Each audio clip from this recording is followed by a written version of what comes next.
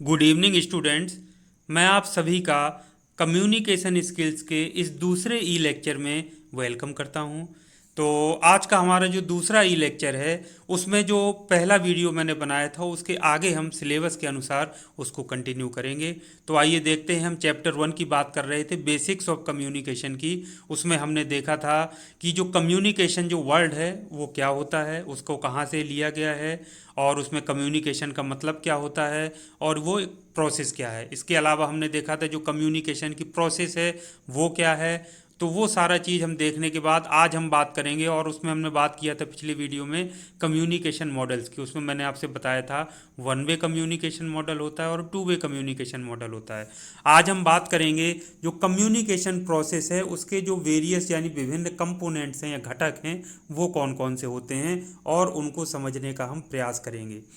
तो communication process में मैंने आपसे पूरा बताया था। कम्युनिकेशन प्रोसेस बिल्कुल सिंपल सी बात है कि आप अपनी बात किसी ना किसी से आप बात जरूर करते हैं। दो लोग आपस में बात करते हैं या दो से अधिक बात करते हैं, तो वो क्या है, एक कम्युनिकेशन प्रोसेस है।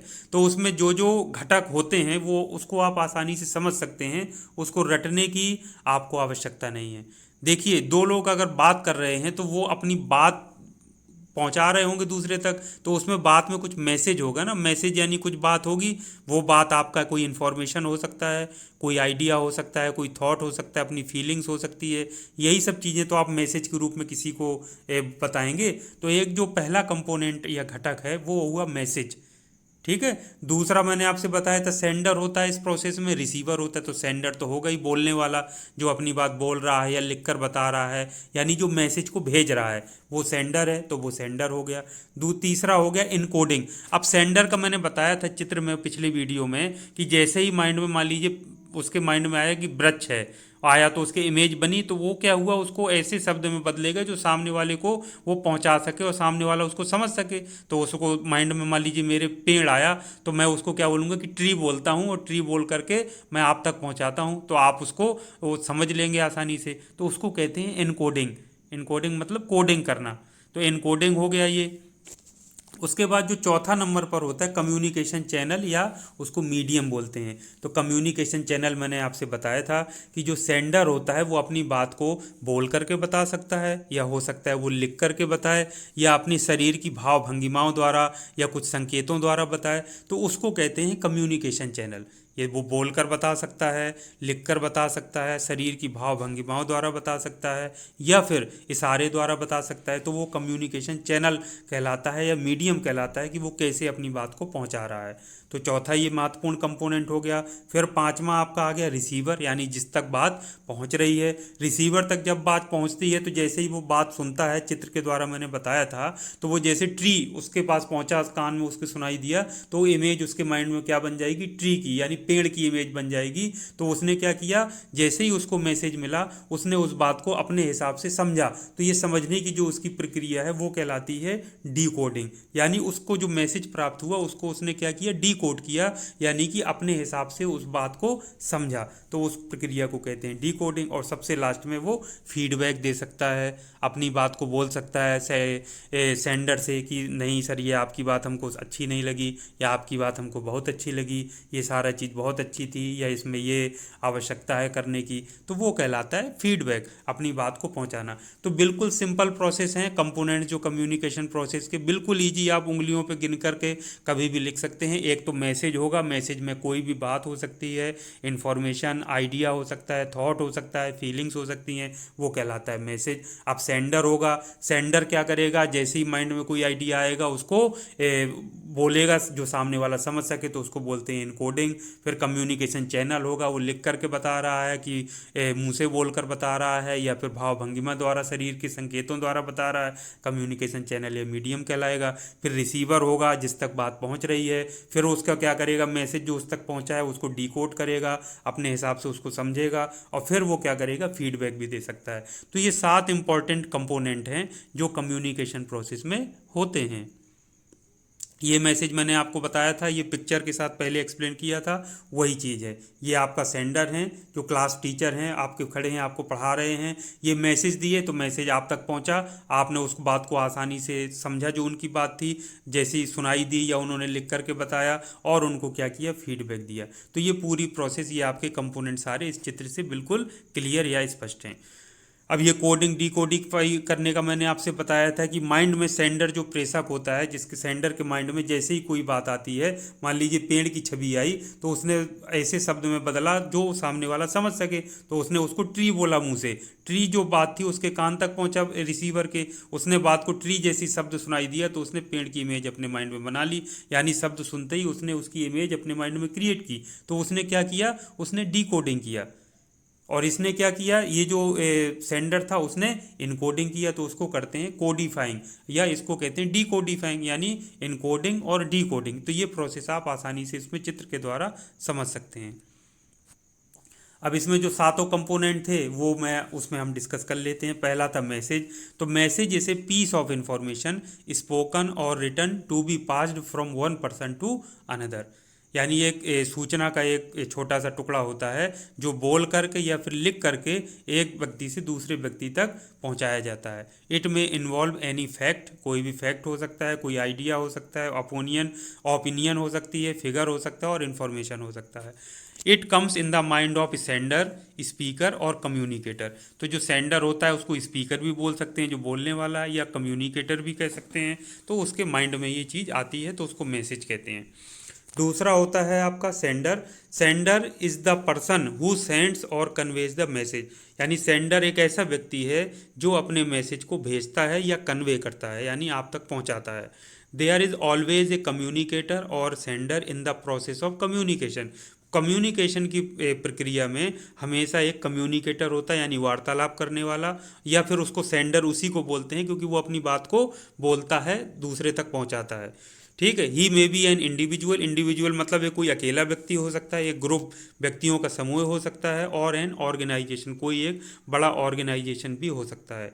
तो the sender must have a clear picture in his mind about what he wants to communicate. जो सेंडर है, उस जो बोलने वाला है, अपनी बात रखने वाला है, उसके माइंड में बिल्कुल क्लियर पिक्चर होना चाहिए कि वो बोलना क्या चाहता है, कम्युनिकेट क्या करना चाहता है। जैसे मैं इस केस में कम्युनिकेटर हूँ, या स्पीकर मुझे कह लीजिए, या सेंडर कह लीजिए, तो मैं आपको सिलेबस के अनुसार अपनी बात आप तक पहुँचा रहा हूँ।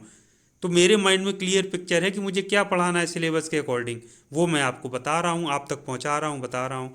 तो ये चीज़ इसमें सेंडर के अंदर होना चाहिए। अब इनकोडिंग की बात कर लेते हैं। तो जो मैंने आपसे वही बताया कि इनकोडिंग क्या है, when an idea comes in the mind of the sender, यानी सेंडर के माइंड में जब कोई आइडिया आता है, he puts it in a manner in which the receiver में understand it.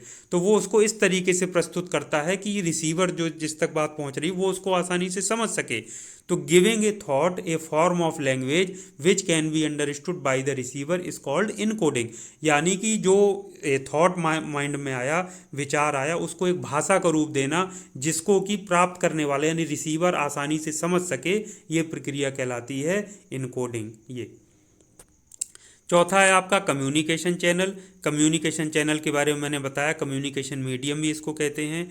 Channel is the means और medium of communication by which message is transmitted to the receiver, यानी वो माध्यम जो होता है जिससे जो बात है सेंडर से रिसीवर तक पहुंच रही है या ट्रांसमिट हो रही है, उसको कम्युनिकेशन चैनल या कम्युनिकेशन मीडियम कहते हैं। जैसे after encoding the message the sender chooses the method to give information to the receiver. तो जो कोडिंग इनकोडिंग करता है, जब माइंड में उसके विचार आता है, उसको शब्द में बदलता है, तो वो क्या करता है, उसको रिसीवर तक सूचना को पहुंचाना चाहता है। तो वो लिख करके पहुंचा सकता है, मैंने आपको बताया था। It can be written, spoken, through sign यानी संकेतों द्वारा, या फिर बॉडी लैंग्वेज के द्वारा हो सकता है। तो ये लिख कर बताना, बोल कर बताना, कोई संकेत दे करके बताना, या बॉडी लैंग्वेज द्वारा यानी शरीर की भाषा द्वारा बताना, ये सारे क्या हुए, कम्युनिकेशन चैनल हुए या फिर कम्युनिकेशन के मीडियम हुए। तो ये आपका चौथा भी आसान है, इसमें कोई दिक्कत नहीं है। पांचवा आपका है रिसीवर। रिसीवर मतलब जो मैसेज जो प्राप्त करता है, जिस तक बात पहुंचती है। तो receiver is the person who receives the message, यानी रिसीवर वह व्यक्ति है जो मैसेज को प्राप्त करता है। रिसीव मतलब प्राप्त करना। Without the receiver the process of communication is incomplete. Without the receiver यानी बिना रिसीवर के जो कम्युनिकेशन का प्रोसेस है वो इनकम्प्लीट है, यानी कि अधूरा या अपूर्ण है। अब ही में भी ये लिसनर मतलब वो सुनने वाला हो सकता है जो रिसीवर है, रीडर पढ़ने वाला है अगर लिखा हुआ मिला है, और व्यूअर ऑफ द मैसेज हो सकता है दर्शक हो। व्यूअर मतलब देखने वाला दर्शक, अगर कोई फिल्म या वीडियो के माध्यम से बताया है तो हो सकता है वो देख करके उस मैसेज को समझ रहा हो। तो he not only receives the message but understands it and gives feedback. तो वो ना सिर्फ मैसेज को मिलने के बाद उसको समझता है, बल्कि उसके आधार पर उसको फीडबैक भी देता है। जैसे फीडबैक का मतलब सामने सामने मैंने आपसे बताया था, क्लास में अगर कोई आपसे पढ़ा रहा है, आपके सामने दे रहा है, तो आप उसकी बात का विरोध कर सकते हैं, उसको सपोर्ट कर सकते हैं। दो लोग बात कर रहे हैं, आप उसकी बात से सहमत हैं, आप सुनने के बाद तो आप उसको क्या करेंगे, शाबाशी देंगे, अच्छा बोलेंगे। यदि आपको कोई चीज़ वो लगी है तो आप उसको बताएंगे कि ये चीज़ भाई कमी थी, ये चीज़ आपने गलत बोली। तो इस तरह से वो क्या कर सकता है, फीडबैक दे सकता है, अपनी बात को बता सकता है। तो उसके बाद बात आती है डी कोडिंग की। तो डी कोडिंग बताया था, decoding is the process of translating an encoded message into understandable language. मैंने आपसे बताया था कि जब सेंडर की बात रिसीवर तक पहुंचती है तो वो उस शब्द को सुनने के बाद या देखने के बाद या पढ़ने के बाद क्या करता है, अपने माइंड में एक इमेज बनाता है, वो उसको समझने का प्रयास करता है कि ये क्या बोला। तो वो उसको कहते हैं डी कोडिंग करना। जैसे मैं एक उदाहरण छोटा सा, आपने कालिदास जी का उदाहरण सुना होगा कि जब उनकी जो डिबेट हो रही थी तो उन्होंने एक उंगली उठाई, तो उन्होंने जो सामने वाला उसको गलत समझेगा कि अरे ये एक उंगली क्यों उठा रहा है? उन्होंने कहा एक उंगली उठाई मतलब एक आंख फोड़ दूंगा। तो जो बताने वाले थे उन्होंने बताया कि नहीं, इनका मतलब ये नहीं है कि आंख आंख फोड़ दूंगा, वो गलत लगेगा। उन्होंने क्या किया, लेकिन सामने वाला जो उसको समझेगा वो उसको लगे गलत, अरे ये एक उंगली दिखा रहा है, इसका मतलब ये कुछ हमको कुछ गलत कहना चाहता है, या दो उंगली दिखा रहा है तो कुछ गलत कहना चाहता है। तो ये सामने वाले पर डिपेंड करता है कि वो उस मैसेज को, जो मैसेज उसको मिला, उसने देखा या सुना, तो वो उसको उस चीज़ को कैसे समझ पा रहे हैं, तो उसको कहते हैं डी कोडिंग करना। तो ये डी कोडिंग की प्रक्रिया है, यानी अपनी भाषा में उस बात को, मैसेज को समझना। तो the receiver converts the symbols, यानी रिसीवर क्या, कन्वर्ट मतलब बदलना, द सिम्बल्स मतलब संकेत, वर्ड्स मतलब शब्द, या साइंस मतलब संकेत, received from the sender, sender से जो सारे प्राप्त होते हैं, in his own easy language, अपनी सरल भाषा में वो समझता है, to get the complete meaning of the message, message के कंप्लीट बिल्कुल अर्थ को समझने के लिए। तो ये पूरी प्रक्रिया डी कोडिंग की है। चित्र की सहायता से भी मैंने आपको बताया, उसमें आप आसानी से समझ गए होंगे। अब आती है फीडबैक की बात। तो feedback is the receiver's response to the sender's message, यानी जो फीडबैक होता है वो रिस्पॉन्स होता है। मान लीजिए मैंने आपको बात बताई, आज मैंने आपको ये लेक्चर दिया, पढ़ाया, आप तक पहुंचा, तो आप मुझे फीडबैक देंगे, आपको अच्छा लगा होगा, समझ में बात आई होगी, तो आप कहेंगे सर बहुत अच्छा लगा, बात हमको समझ में आई। यदि कोई चीज़ आपको समझने में असमर्थ है तो आप कहेंगे सर इसको और थोड़ा सा अगर आप बता देंगे तो और हमको समझ में आ जाएगा, तो मैं और बताऊंगा। तो ये क्या हुआ, सेंडर जो था, जिस तक बात पहुंची है, वो अपना फीडबैक दे रहा है, यानी अपना रिस्पॉन्स बता रहा है, तो ये कहलाएगा फीडबैक। तो feedback is the receiver's response to the sender's message, यानी सेंडर्स के मैसेज पर जो रिसीवर का जो रिस्पॉन्स होता है उसको क्या कहते हैं, फीडबैक। तो इसको आप लोग नोट कर लीजिए। अब बात आती है वेरियस स्टेजेस, जो अभी जो सारे आपने बात किया प्रोसेस की, उसी को हम किन किन स्टेजेस से, यानी होकर के गुजरता है, स्टेजेस मतलब चरणों से, उसको कम्युनिकेशन प्रोसेस को, उसके बारे में पूछा जा रहा है। तो प्रश्न इसमें बन सकता है question, what are the various stages of the communication process. तो स्टेजेस ऑफ कम्युनिकेशन प्रोसेस हैं वो वही सारी हैं। पहला है आपका जो आपसे बताया, सेंडर हैज़ एन आइडिया, यानी आइडिएशन कहते हैं, यानी विचार आना माइंड में, ठीक है। उसके बाद उसको कहते हैं इनकोडिंग। तो सेंडर क्या करता है, converts the idea into words और जेस्चर्स। सेंडर होता है वो जो माइंड में आता है विचार, उसको शब्दों में या भाव भंगिमाओं में बदलता है, उसको इनकोडिंग कहते हैं।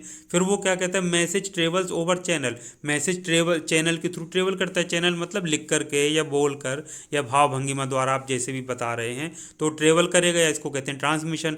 तो वो फिर क्या करेगा, रिसीव्स डिकोड मैसेज, वो जो रिसीवर है वो डिकोडिंग मैसेज प्राप्त किया, फिर उसको वो क्या करता है, समझता है, और फिर वो क्या करता है, अपना रिस्पॉन्स सामने वाले को फीडबैक के रूप में देता है सेंडर को, तो उसको फीडबैक कहते हैं। तो ये पूरी स्टेजेस ऑफ कम्युनिकेशन प्रोसेस हैं जिसको आप आसानी से समझ सकते हैं। तो ये चित्र जरूर बना लेना है, तो इससे आपको बिल्कुल आसानी रहेगी। तो आज के लिए इतना काफ़ी है। उम्मीद करता हूँ आप सिस्टमेटिक चलते हुए नोट्स बना रहे होंगे। जो मैं बता रहा हूँ उसको नोट्स बना लीजिए। बिल्कुल सिंपल तरीके से बता रहा हूँ। इसी तरीके के क्वेश्चंस आपको एग्ज़ाम में पूछे जाएंगे। एग्ज़ाम में पूछने के साथ साथ आपको कॉन्सेप्ट क्लियर होना चाहिए आगे पढ़ने के उद्देश्य से। यदि कोई शब्द आपको कठिन लग रहा हो तो उसको कॉपी में ज़रूर नोट कर लीजिए। उसको कैसे प्रोनाउंसिएशन उसका करते हैं, उसका हिंदी में अर्थ क्या होता है, उसको भी नोट कर लीजिए। कुछ दिन मेहनत आपको करनी पड़ेगी। उसके बाद आप खुद इतने कैपेबल हो जाएंगे कि आपको खुद अपने आप में बिलीव नहीं होगा कि आपकी कम्युनिकेशन स्किल कितनी अच्छी हो गई है। तो इन्हीं आशाओं और शुभकामनाओं के साथ नेक्स्ट वीडियो में फिर मिलते हैं। तब तक के लिए थैंक यू वेरी मच। आपका दिन शुभ हो।